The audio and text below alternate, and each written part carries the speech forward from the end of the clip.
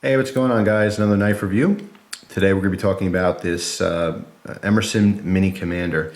Now this knife is made in 2005. Okay, so I'm going to give you a little bit of a, not really a warning, but a caveat to this whole review is that this does not necessarily represent current production models. Okay, little tiny things as I go through review, I'll mention that it could have changed not only with time and use of this knife, but also just with their general production. Sometimes, you know, I mean, it's a 6-year-old knife. After 6 years, maybe the quality's gotten better. Maybe it's gone downhill, you know? So it's not a direct comparison to today's quality. I just want to get that very straight and out there so you guys can watch the review, you know, with the right mindset. So anyway, this knife was on loan again from Sue. Very cool girl here on YouTube, SP Silvgo. I'll put her link in the description box again in case you missed it with the Boker Nopal or Nepal review. She lent me the Boker, she lent me this Emerson Mini Commander, and she also lent me the Three Sisters Forge custom folder knife. So I wanted to give her another big thank you very much for lending me these knives to use and review. There's something really special that she came up with an idea that she's going to do. Well, I'm going to do it for her because I have them in my possession. Having to do with this Emerson and the Boker. Okay, it's kind of a nice little Christmassy thing, but I'll do a separate video on that. Anyway, we're going to, me, myself, and I are going to review this Emerson Mini Commander. All right, so taking a little trip back to 2005. Okay, this knife was purchased. This is all the original packaging, everything. You can see where this knife came from, the dealer. I have no experience whatsoever with this dealer. I don't know if they still exist, if they're good, they're bad, anything like that. But just showing you, that's where this knife originally came from. Okay, you can see on the side here, Mini Commander, and then it's a black version of it. Okay, it also came in a satin finish. So originally, here's the packaging, a little bit of paperwork in here. Take a look at the knife real quick first. Thick gauge plastic. All right. Now this one has been modified in 2 ways. First of all, it's been dehorned, if you will. The Emerson wave portion was taken off by Emerson, and I'll explain that later in the view as to why. But also this had been polished. The edge was polished. Okay. Besides that, everything else seems like its original condition. And I did own this exact same knife, only in a combo edge back in the day. Okay, so it's kind of a blast from the past for me. Anyway, there it is to look at while I read some of this. You get a little postcard here. Emerson knives. This is it's your warranty card. Let's read this little blurb. There's Ernie Emerson right there. Very well-known guy in the knife community. All right, dear valued customer. You have chosen one of the world's finest tactical knives from the world's foremost tactical knife company, Emerson Knives, Inc. We thank you for making this choice and value your input and your support. We are proud to make a product that will serve your needs anywhere on this planet and beyond. Emerson knives are issued by NASA on the International Space Station. By the way, that is true. I've seen that in more than one source of information. That is completely true. A side note from that is that I know for a fact that a lot of Emerson knives, particularly the full-size Commander, was issued and used by many soldiers, you know, different kind of special force units, any terrorist units, stuff like that. So it's a very heavily military used knife. Okay, it's well known. So we are also proud to offer you one of the strongest warranties in the industry and the finest reputation for customer service in the cutlery world. Please take a moment to fill out blah blah blah. And it's got your information here and just kind of a survey, pretty much. Emerson warranty, care and maintenance, sharpening recommendations. Let's see. I didn't read any of this yet, so I'm just kind of perusing over. The sharpening recommendation says, please refer to our website, emersonKnives.com, for complete and detailed sharpening information. You may also ship your knife directly to us for sharpening. Just ship it insured with $15 US for sharpening and return shipping. There's also a restocking fee of $20. So basically, if you buy, at least in 2005, if you bought an Emerson knife direct from them and you don't like it for whatever reason, you got to give them 20 bucks to return it. That's basically how that works. So anyway, that's it. Not a whole lot of information other than that. So let's move this stuff out of the way and take a gander at this blade. Now, this the full-size Commander, okay, the big brother to this knife, is, like I said before, extremely well known. Okay, Emerson knives as a whole is well known, but they're famous for a few different models. One of them in particular being the full-size Commander. In fact, it won Blade Show's Best Overall Knife of the Year, which is the most prestigious knife award you can win, you know, as a company and as a knife itself. If you're into knives that much, where you go to shows and you look at all the different awards and stuff and the ceremonies, it's extremely prestigious. It says a lot about the knife, okay? This is basically just the mini brother. Some specs on this. First of all, we got the standard kind of G10 handle scales. We have full liners on this. The handle itself is 4.5 inches, which is the length closed, okay? Blade is 3.2 inches of 154 cm. Of course, we have a black finish on this particular model, and this is also plain edge. But like I said, it came in partially serrated, it came in a satin finish, so you have some options there. Making the overall knife 7.8 inches overall. Okay, now this again is the Mini Commander. Imagine a larger version of this. It's a pretty darn big knife. All right, this one comes in at 4 ounces, okay? Very common size, you know, and weight for a tactical knife, okay? And speaking of which, Emerson has been, I should say, they have not been shy in gloating and using the word tactical. And I have to say, they do have the clout. They can say it's tactical because their knives are used, you know, militaries around the world, and they have been for many, many years now, okay? So there is an allure to Emerson knives, and it's kind of like a cult company like Strider or like Savenza's. There's people who are just diehard fans, that's all they buy. Particularly cold steel is another one. There's people who just buy cold steel knives. They can care less about Benchmade, Spyderco, Allmark, Kershaw, SOG. It doesn't matter, Buck. You know, they don't care. Nothing's as good as their brand. So it is a cult following. But I have to say, you get very mixed reviews on the forums and on YouTube reviews and stuff on Emerson. People love them. Some people don't like them. They try to pick them apart. There have been issues. There's liner lock issues and blah, blah, blah. But when a company is scrutinized so much because of their popularity, you do nitpick and you do find little flaws here and there. With this particular knife, I can tell you that it's been fantastic. It has awesome lockup. There was just a little tiny bit of side to side, which can be adjusted. It was tight when I got it. I used it quite a bit since I've had it.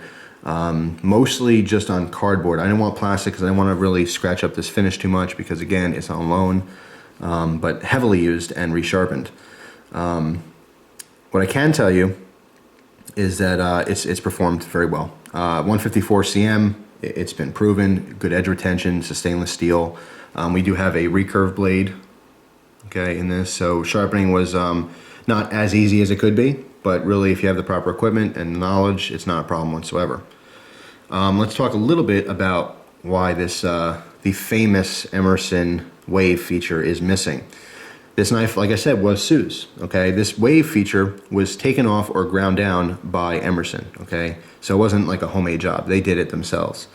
The reason is because when she was taking it out of her pocket, it would accidentally catch and open. Now, the wave feature is an acquired taste. I happen to love it.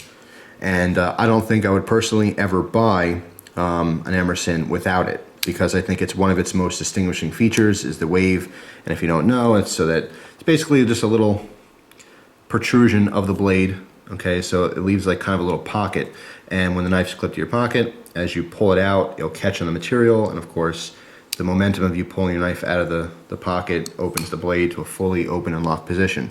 This is by far the fastest deployment of a folding knife in the world, period. There's no other knife that opens as you're taking it out of your pocket. Even if you have an automatic, you're taking it out of your pocket, then pushing a button. Even with a ballast long, you're taking it out of your pocket, then swinging it open. You know, even a regular folding knife, taking it out of your pocket, flicking it open. You know, there's always two motions. This is as you're taking it out of your pocket, it's open. So it's fast, it's effective. However, some people don't like that. Some people don't want it to open every single time you take it out of your pocket, okay? And if you don't practice with it, or if you're not very fluent with using a wave knife, it will often catch, you know, just if you want to take it out of your pocket and put it on your dresser. Maybe you're not using it, you know? Maybe you want to put it away. Maybe, I don't know, you're taking it out to switch positions on or something. For whatever reason, some people get wave knives and they don't get familiar with them. Or even if they are familiar with them, they just don't like the fact that it's always catching and opening and possibly, you know, a danger to them. So that was just her preference. There's nothing wrong with that. I just prefer it with, with the wave. That's like half of the allure of an Emerson for me. But anyway, it's totally fine without it. And it's still a fast knife. You have a thumb disc for an opening mechanism as opposed to a stud or a hole in the blade. But you can still flick the knife out, very fast. It's just you can't wave it out of your pocket. Not a big deal. Let's take a closer look at this blade here. You'll see the markings on here. I absolutely love when knife manufacturers do this.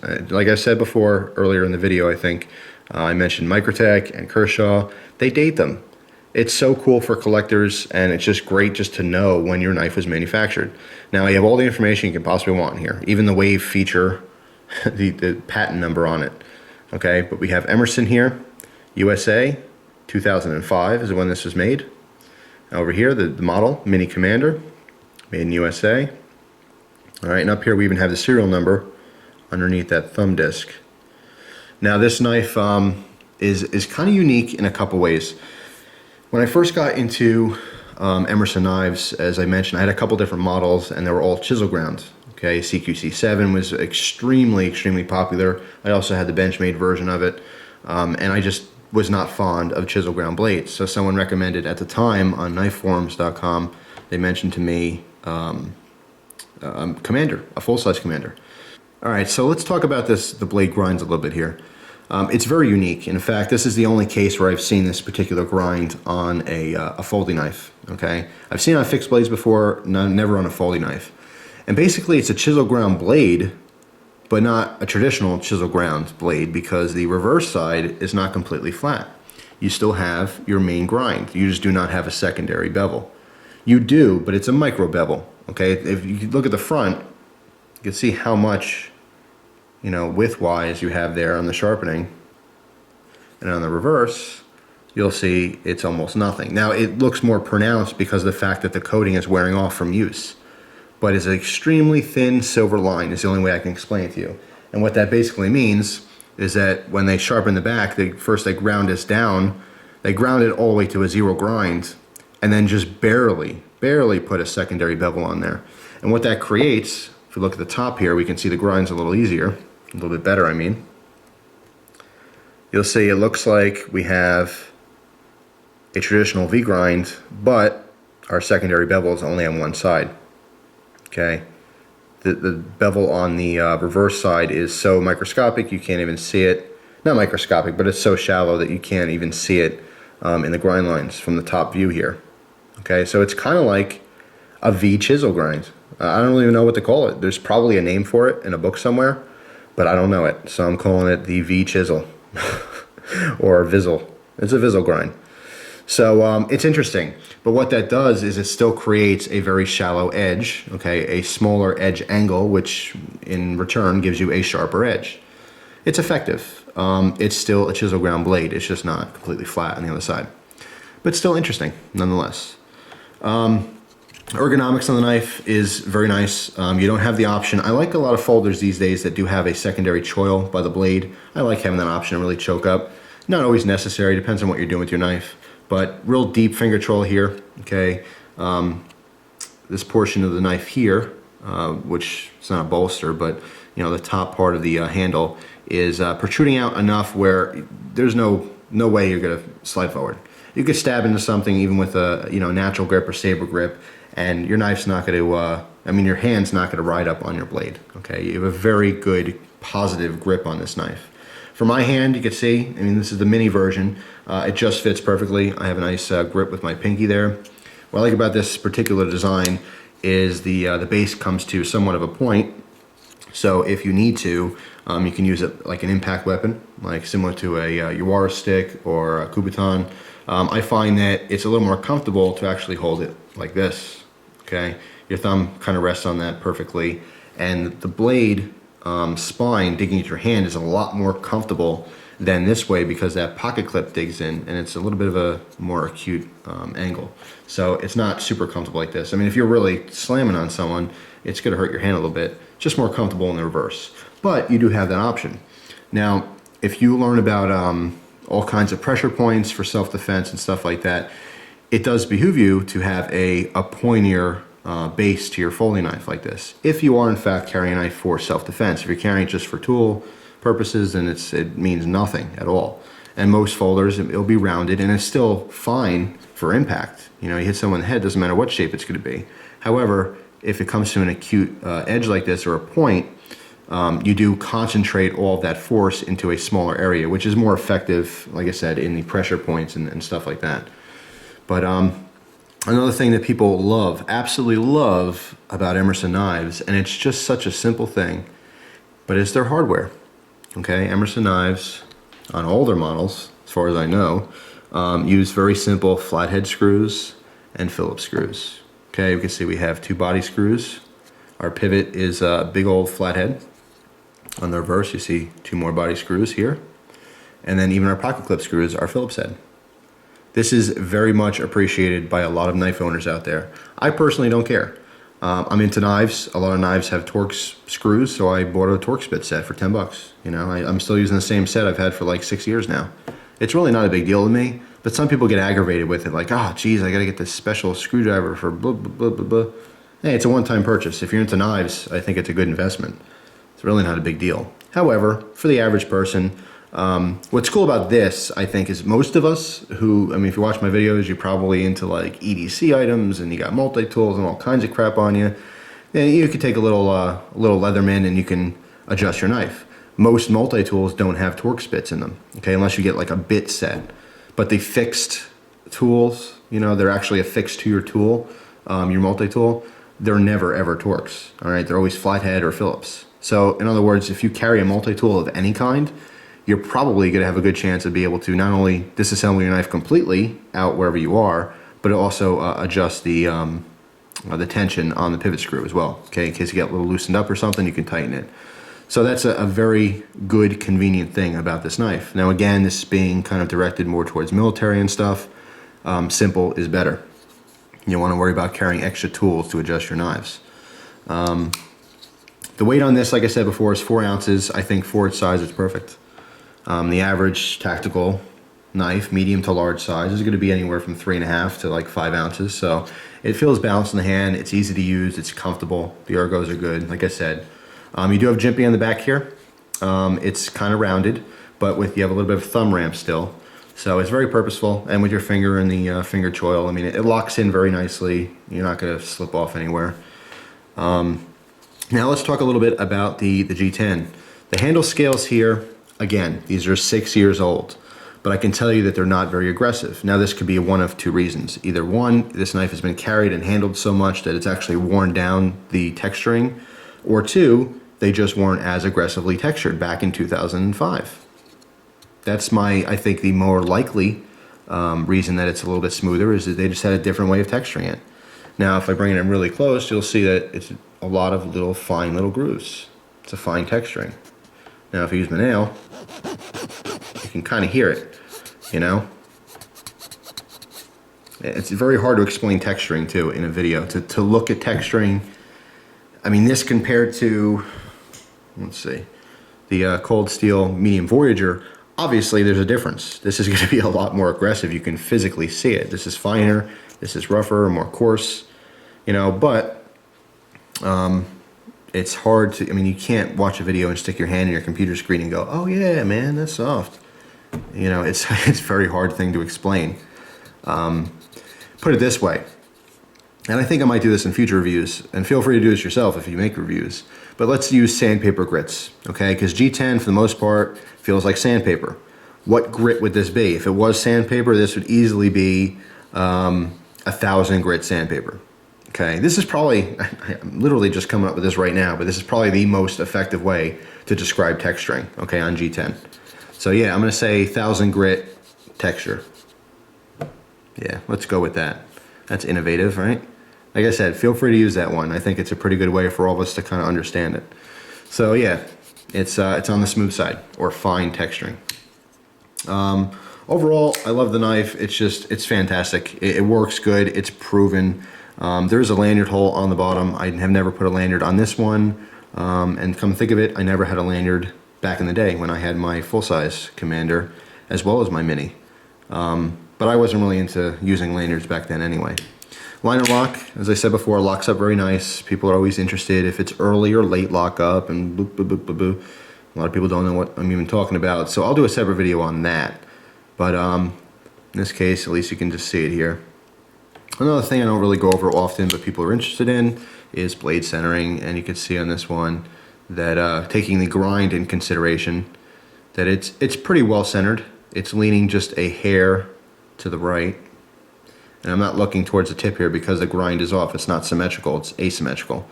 But if you look at the gaps on either side of the blade, you know, in this section here, you can, if I really line it up straight, you see it's just not even a hair. It's like a half a hair. If you're into mapping and stuff, I would say it's an RCH. And if you're into anything like that, I have a friend who used to do surveying, and he said, yeah, it's so close, it's an RCH. And if you can guess what RCH means, then I would be extremely shocked, because I think it's hilarious. But yeah, it's about as wide as an RCH. Post in the comments if you think you know what that means. Supposedly it's something that, you know, surveyors use for measurement. Anyway, it's kind of a joke. So that's pretty much it. I mean, it's a fantastic knife. As far as price, look to pay about $120 for these days. I'm not sure what this one cost back in the day, but $120 is average. I've seen a lot of 114, you know, 127, those kind of prices. So expect around 120 for an average price on this, which I think is decent. There's certainly more expensive Emersons out there. Once you get over $100, it's really hard to pick what knife you want, because there's such variety out there, and you think, well, I'm spending $100, I mean, or more than $100. I want to get something really nice. Is this my best option? I don't know. It's preference. I think it's a good option. I think if you happen to like the blade style, if you get one in your hand and it happens to be comfortable, go for it. It's a fantastic knife. So anyway, that's it, guys. Oh, pocket clip. I guess that's not it. It's perfect. It's fine. Very traditional style pocket clip. It's kind of strange because if you look at it, most pocket clips these days are kind of straightened out a little bit more aesthetically, and it throws me off that this one is on an angle, but it's the most effective way, I think, to mount this pocket clip on this particular knife, because you have all the surface area here. If they put it over more and it was straight, it might look better, but it's not going to be as functional. But it is perfect tension, not too loose, not too hard. It is only available for a right-hand carry tip up, but that's for a very specific reason. Remember this thing? Can't see it now, but it used to be on there, the wave feature. And that's how you're going to wave this knife, okay? They would never mount this, a waved knife, tip down. They could have, of course, tap it for a left-hand carry, but even think about that. If it's in your left-hand pocket, or I'm sorry, if it was on your left-hand side, you'd have to wave it on the inside of your pocket, and that'd be kind of funky to do. But anyway, that's pretty much it. It is an awesome knife, and I thank Sue once again. If you haven't seen her channel, check her out. She does some knife stuff, cool chick. Just a very nice person in general. Even if she wasn't into knives, I think she'd be a really cool chick to talk to. But anyway, that's it, guys. Hope you enjoyed the review. I thank you very much for watching, as usual. And stay tuned. Like I said, we do a little something special for Christmas with this Emerson and the Boker. That'll be in a video coming up very shortly. All right, guys, take it easy. Hope you enjoy the rest of your day.